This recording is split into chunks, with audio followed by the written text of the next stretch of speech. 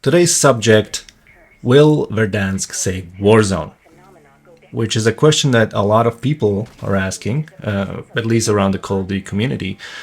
And it's also a question of, do we really need this question? Does Warzone really need saving?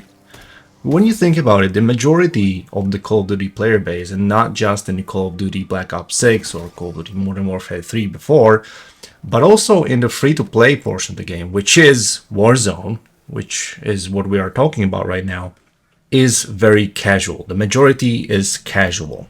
Those are the people that go to work, they come home from work at 5 or 4 or 6, and they want to get a few games in with their friends or alone, and they just want to level up the weapon that they are currently leveling up. And they don't really care about any of the online discourse. They don't really care about any of the videos. They probably don't even watch them. Maybe they do a little bit sometimes, but they don't really care. They are not very active in this discourse that is online on social media or wherever. And those are the people that are kind of keeping the game alive. Those are also the people that the more hardcore community want in the game, because if only the hardcore community would stay, if all the casual people would leave Warzone or Call of Duty, then everybody would be a sweat. Everybody would be really good, everybody would be really invested, and you would not have the casual players that are maybe a little bit weaker in skill. And nobody wants that. We want a healthy player base of all types of players that are going to keep the game itself healthy. So the question is, does it really need saving? Is the player base dropping off so low that they need to do something big to keep it up and running?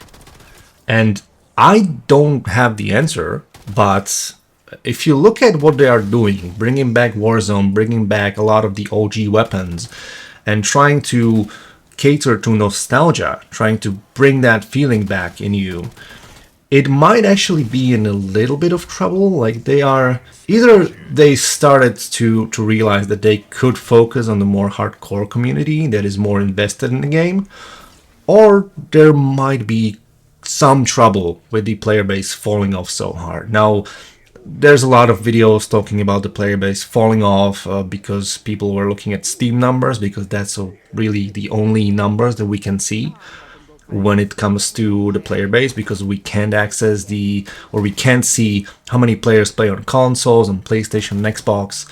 We can't see how many players play on Battle.net, but you can see Steam charts on Steam, and they are dropping off. But that is just a small portion of the player base, I think. So it's not that much indicative of what's happening to the player base, but it could be a little bit of an indicator. This nostalgia catering, I think might be an interesting thing, at least for me, because I definitely feel nostalgic about Verdansk and about playing it back in 2020, jumping in for the first time and not knowing nothing about the game, and that's how it was for everybody. That's how it was for a lot of players, and we still kept that drive, that passion for Warzone. Me and my OG friends that played back in the day, we kept it for even like a year or 2 years. So it wasn't just in a few months or first few weeks of when Warzone released. It was even after. So the question is, will it bring back some of the former players, the players who left Warzone because they didn't like the direction it was going in, and now they are bringing back all the OG features that they really liked about the game? And my answer to this is, it probably will. Like, let's be honest, a lot of players liked Verdansk, liked the OG feeling of the game, and now that they are marketing it and they are showing us that they are bringing back all these features, and they are bringing, of course, the map back, I think a lot of people will jump back in. Whether they will stay is a good question. Will it bring them back for a long time? Maybe. Maybe it will bring them back for a month. My guess is, if the game will not get enough updates and if it won't feel fresh enough over the course of time, I don't think they're going to stay. They need something to keep them. They need a hook to keep them playing. If they don't get this hook, they are not going to keep playing the game. They will play for a few weeks with their friends. They will realize it's all the same that it was. There's nothing new. It's not a new experience, and they will just go play something else. A lot of the success of Warzone now doesn't only depend on Verdansk coming back. I think that's, of course, a great thing. It's, of course, really good to get back Verdansk, to get back the OG feeling of the game. The biggest problem is cheating.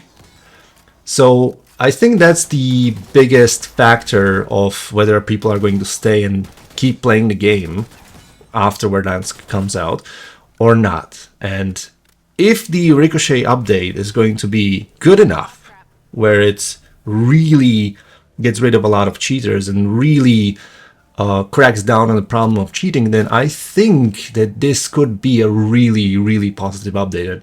It could really keep a lot of people playing for a long time. But we don't really know if it's going to be that way. We just need to wait and see. So my guess is, yes, if the cheating problem is solved, then players will stay and this will be a very successful update. We will have to see. Also, a lot of the success of this update depends on the implementation. If it's implemented really well, and if it actually feels like Verdansk felt back in the day, like 5 years ago when it first launched, then I think that's going to be a very positive thing towards keeping players engaged and keeping players playing again. And it's also going to be a big factor in keeping myself and my friends that we used to play back in 2020 in the game as well. So again, really hard to say right now. The community sentiment is positive, which is very surprising to me because the sentiment around Call of Duty in the Call of Duty community is very negative usually, which is, when you think about it, doesn't really make sense because Call of Duty fans are engaged in this discourse, and when you're a fan of something, you want it to be good and you are positive about it. The Call of Duty community and the Call of Duty fans mostly seem to be the opposite. Like, they want Call of Duty to die. They want it just go to burn in hell for whatever reason, even though they are fans of the franchise and they play it every day, and they just keep saying and they keep bashing it and keep bringing it down, which I don't understand. And that's actually the opposite of what I want to do in this channel. I want to be more positive. I want to look at the more positive sentiment in the community, and I don't want to engage with negativity. That is just something that I will probably never do. I don't want to do it, so I will not engage with it. But looking at the roadmap and the blog post and all the news that they talked about, bringing all the OG weapons back, like the Kilo, like the Growl, which is going to be a conversion, actually, not a separate weapon, and the AMAX and also the HDR seem to be a really, really good change. I like it. I like the fact that the HDR is supposedly going to be able to one-shot headshot anyone within even 500 meters, which, like, realistically you're not going to shoot 500 meters away in Warzone, even though I think you can from one end of the map to the other, probably.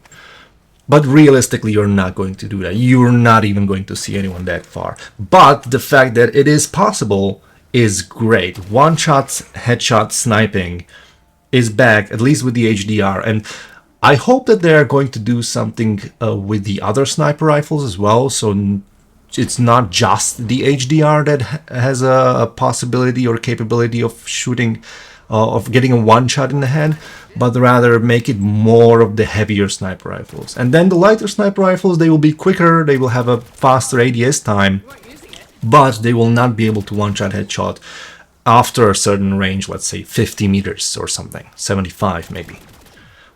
So I think that is a very positive change. Also, the Kilo, I am excited to grind it out, and I'm really excited they are bringing it to Black Ops 6 as well. Because if it was only in Warzone, then sure, of course, I could use it in Warzone, I could level it up there, and I could, you know, use it there and be happy.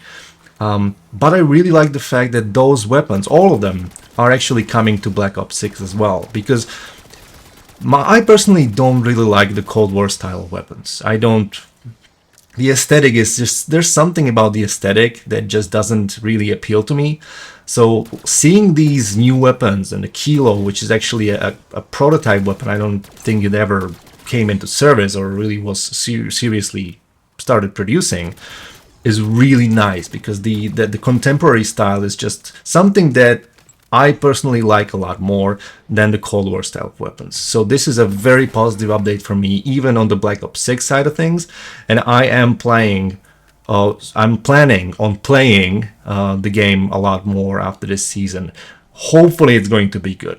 If it's not going to feel very good, then, you know, maybe I'll not play it so much, but I'm definitely planning on at least seeing how it is, and I'm excited about the weapons. And also Verdansk, I'm definitely jumping back in with my friends to see how it is, if it's a meaningful update, if it actually feels how it felt back in the day, and to see if we hopefully won't encounter any cheaters and just have a good experience, drop some of our favorite spots, which unfortunately is not going to be Train Station now because it's going to be closed until mid-season or Season 3 Reloaded. But yeah, I am excited about it. I am jumping back in. I am positive about the updates. And about the other things and the implementation and everything else, we'll just have to wait and see on Thursday, on the 3rd of April, when it's coming out. So thank you for listening to me ramble about these things. I am planning on rambling a lot more because that's something that I've been doing for the last couple of years and never recording it. So now I'm planning to do the same, but record it and see if it's any good. Anyway, hope you have a great day and see you in the next ramble video.